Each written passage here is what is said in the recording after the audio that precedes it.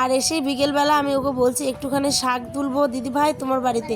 দিদিভাই তো দেখেই বলছে আজ কার পদার্পণ হয়েছে আমার বাড়িতে। আমি বলছি হ্যাঁ, অন্যদিন তো আসি ব্লগ আপলোড করতে তোমার বাড়ির পাশেই, আর আজ এসেছি হচ্ছে তোমার বাড়ির শাক তুলতে। বলছে ঠিক আছে চলো চলো। এই দিদিভাই কিন্তু খুবই ভালো, ঠিক আছে, সত্যি কথা বলতে খুবই ভালো। মানে তার বাড়ি ঘর আমাদের বাড়ির থেকে তো অনেকটা ভালো। আমাদের বাড়িতে না অনেক লোক থাকে, তাই আমাদের বাড়িটা ঠিক গোছানো না, যতটুকু পারি আমি ঘরটাকেই গোছানোর চেষ্টা করি। আর এইখানে আয়ান তো কি রাস্তাটাতে দেখো, পিছলা রাস্তা গাইজ, তারপরেও কেমনভাবে দৌড়ে যাচ্ছে দেখো। সাকা আস্তে আস্তে আজ পুকুর পাড়। দিনটা ছিল হাটের বাড়ির, তাই দেখো না হাটে নিয়ে যাবে বলে শাক ওনার মানে যে হাজব্যান্ড মানে দাদাভাই সেও কিন্তু নিয়ে যাচ্ছিল তুলতে, কিন্তু ওই এখন খেতে বসেছে বলেই কিন্তু এখন আমাকে যে দিদিভাই দিচ্ছে। যাই হোক চলো, এখন আমি তোমাদের সাথে শেয়ার করছি টাটকা ক্ষেতের শাক। তোমাদের কেমন লাগছে গো দেখে অবশ্যই কিন্তু জানাবে। গ্রামের মানুষেরা কিন্তু এরকম টাটকা ক্ষেতের শাক সবজি তুলেই খায়, একদম অর্গানিক কোনো কিছু মেশানো নেই, মানে স্প্রে সার এই সমস্ত কিছু না, পুরো ক্ষেতের ফ্রেশ শাক।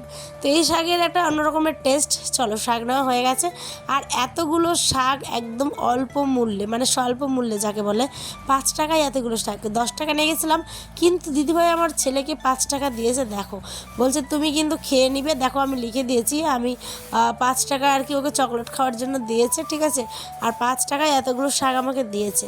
চলো শাক নেওয়া কমপ্লিট। এটাকে বলে গ্রামের দিকে আমাদের চিরামারা শাক, চিরা ললিয়া যেটাকে বলে, ঠিক আছে।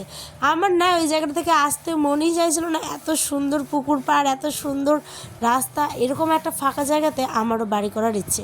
অনেকটা জায়গা থাকবে, পিছনে পুকুর, সামনে ক্ষেত, অনেকটা, আর মিডিলে হবে বাড়ি। খুব মিলেমিশে একটা স্বপ্নের বাড়ি তৈরি করার ইচ্ছে আছে। দেখা যাক তোমাদের ভালোবাসায় আর আমার মনের ইচ্ছে আমি কতটা এগিয়ে নিয়ে যেতে পারি আমার এই ভালোবাসাটাকে। এখন চলো বাড়িতে আসলাম, শাকগুলো আবার ছুটাচ্ছি। ইতিমধ্যে দাদাভাই ওই যে বলেছিলাম মাছ নিয়ে চলে এসছে, সন্ধ্যা প্রায় লাগলো বলে। দেখো কত ধরনের মাছ নিয়ে এসেছে, দেখো আমি তো পুরো চিনতেই পারছি না গাইজ, এত মাছ দেখে আমি তো পুরো অবাক, কোনটা চ্যাং মাছ আর কোনটা শাটি মাছ, এটা নিয়ে আমাদের দুজনের মধ্যে। দেখো চ্যাং মাছটা শুনেছি বড় হয়, লম্বা, এটা ছোট আছে। এগুলো তোমাকে ভুল বোঝা, যেটা ছাটি এগুলো গোটাগুলা। কি পাগল আছে তুমি, আমাকে চেনাচ্ছ? চ্যাং মাছ এরকম, চ্যাংটা শুনেছি যে লম্বা। দেখি তো আমি নিলাম।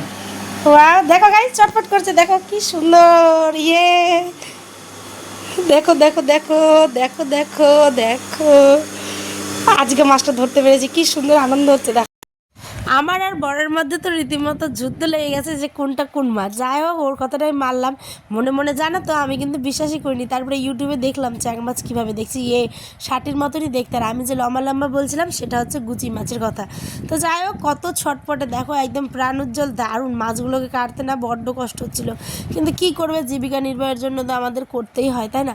আর জ্যান্ত মাছ কিন্তু এইভাবে একটু হাতে দিয়ে ভর দিয়ে আর কি বাড়ি দিয়ে মেরে মেরে মাছটাকে একটুখানি নরম করে কিন্তু কাটতে হয়, নাহলে কিন্তু একদম খুবই অসুবিধা হবে, কাটতেই পারবে না।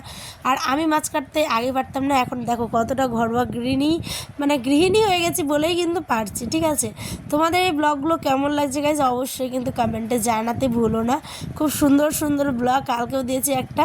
আর একটা কথা তোমাদের শেয়ার করি, এই যে আমি মাথাটা কাছে কাটলাম, যেটা লোটে মাছ বা টাকি মাছ বলো কিংবা যে কোনো মাছের এই জায়গাটা কিন্তু কেটে দিতে হয়, তাহলে না মাছটা অনেকটা পরিষ্কার। আর দেখো মাছের ভিতর থেকে কী বেরোচ্ছে, আমি তো প্রথমে চমকে উঠেছিলাম দেখে, আমি বলছি সোনা বেরোনো না কী রে বাবা, আয়না বাবা বলছে দূর পাগল, এটা তো একটা মাছের ডিম।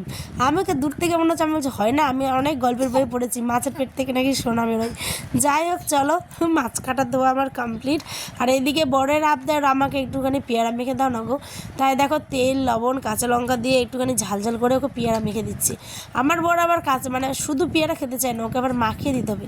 তা আমি বলছি ঠিক আছে দাঁড়াও, আমি যখন মাখালাম তো আমি কিন্তু তোমাকে খাইয়ে দিই। বলছে আহ কি ঝাল, সেই তো দেখো খেয়ে রিয়াকশানটা যে দিল তোমাদের। চলো বাবা বড্ড দেরি হয়ে গেছে, এখন আমি রান্না বান্না করতে চাই। এখন এই যে মেন আমাদের যেটা ঝামেলার কাজ সেটা হচ্ছে ব্রয়লার মুরগির মানে চিকেনের যে স্কিন হয় চামড়া, সেটা জানি অনেকে খাও না, অনেকে ঘেন্না করো, বাট আমরা খাই। মানে আমরা বলতে আমি খাই, আমার না আবার ছাড় জিনিসটা খেতে ভালোই লাগে, মাছ মানে মাংসের আর কি যেটাই হোক না কেন ভালো লাগে। তো এখানে কাঁচা লঙ্কা কুচি আর এদিকে শাক সবজি যেগুলো এনেছে আমাদের হাট বাজার থেকে। বৃহস্পতিবার দিনটা কিন্তু হাটেরই দিন, ঠিক আছে? তাই দেখো সমস্ত জোগাড় করে কিন্তু আমি বসিয়ে দিলাম রান্না। কালো জিরে দিলাম ফোড়নে আর সাথে দিলাম কাঁচা লঙ্কা আর পেঁয়াজ কুচি। তেলে ভালো করে ভাজা ভাজা হচ্ছে, ওদিকে হোক। আমি যেহেতু শুকনো লঙ্কায় রান্না করি না, শুকনো লঙ্কাটা আয়নের পাপা খাইতে চাই না, ওর অসুবিধা হয়, তাই এখন হালকা পাতলা করেই রান্না করছি। আর আলুগুলোকে একটু ভেজে নিয়েছিলাম পাতলা করে কেটে, যাতে একদম নিমিষের মধ্যে সেদ্ধ হয়ে যায়। একটু মাছটা জলটা ফুটতে না ফুটতেই মাছগুলো দিয়ে দিলাম। এরপরে কষা কষা এদিকে হোক। আর এদিকে দেখো চলো, আমি কিন্তু আবারও ঝোলটা পাল্টে নিয়ে মাছগুলোকে আবার ভেজে নিলাম। মানে 2 রকমের মাছ ভেজে রাখবো আর কি। অর্ধেকগুলো রান্না করলাম আর এগুলো কিন্তু আমি আবার ভেজে রেখে দিচ্ছি, ঠিক আছে? তো এই মাছগুলো আমার খেতে ভীষণ ভালো লাগে। আর এই মাছে প্রচুর পরিমাণে রক্ত আছে। তোমরা এগুলো দেশি মাছ খাবে, কারণ এখন সব জিনিসে প্রচুর সার। আর সার হওয়ার কারণে কিন্তু মানুষ দিন দিন ফুলে ফেপে যাচ্ছে, প্লাস অসুখ বিসুখ হচ্ছে। তোমরা খাঁটি খাবার খেতে পারো অবশ্যই, আর এই ছোট মাছগুলোই কিন্তু খাবে, যেগুলো ডাক্তারবাবুরাও রিকমেন্ড করে কিন্তু খাওয়ার জন্য, ঠিক আছে? যাই হোক চলো, আমাদের আজকে রুটি আছে, ভাত আছে, সাথে হচ্ছে মাছ, আলুর তরকারি, সব কিছু দিয়ে আজকে আমাদের একটা সুন্দর দিনের শেষ হতে চললো। সকালবেলাটা শুরু করেছিলাম বৃষ্টি ভেজা দিয়ে, আর রাতে দেখো গরম গরম টাটকা রুটি আর সাথে হচ্ছে খাঁটি মাছ। যাই হোক চলো, খাঁটি জ্যান্ত মাছ। তো ব্লগ কেমন লাগলো অবশ্যই জানিয়ে। দেখা হবে আরেকটা নতুন গল্পে। আমার বর তো খেয়ে খুব টেস্টি বলেছে, এটাই আমার সারাদিনের ক্লান্তিটা দূর করে দেয়। বাই।